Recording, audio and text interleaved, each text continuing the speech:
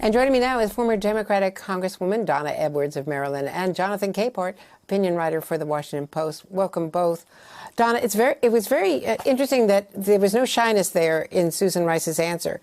She put herself out there. She was very direct about it. Similarly, we've seen others responding that way. The Washington Post is reporting today that Senator Duckworth is actually emerging as a contender higher up on the list. And we've seen former Senate Majority Leader Harry Reid has been in direct contact with the Biden campaign, talking in an interview that there was a lot of attention lately on Duckworth. What are you seeing?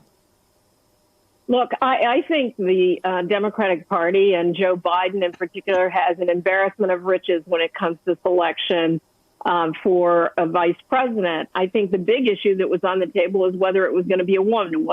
Well, he put that aside by saying that he would choose a woman. And there are any number of women, in my view, who have the requisite experience, pluses and minuses. And so I've actually decided not to get invested in who that woman should be, because I think the most important thing is for Joe Biden to choose somebody he can govern with, not just someone he can campaign with, but he can govern with a governing agenda that's really strong, and making sure that we put the country on a pathway that isn't just about recreating the past, but really building a future that's inclusive for all Americans. And I think he should choose someone who he can work with to get that job done.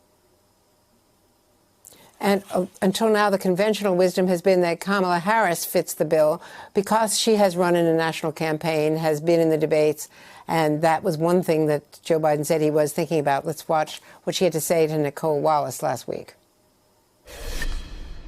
I want deep in my heart that Joe Biden wins this election.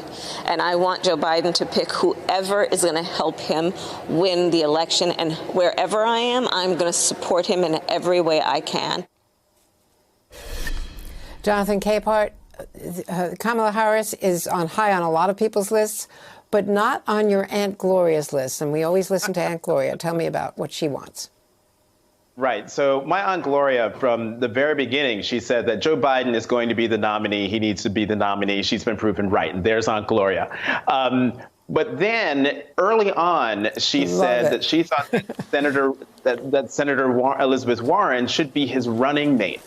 When the Black Lives Matter protests flared up initially in late May, early June, I got an email from Aunt Gloria saying, in this time, we need to be brought together. I think Senator Harris should be that person. But it only lasted a couple of weeks, and she emailed me back saying, nope, sorry, going back to Senator Warren.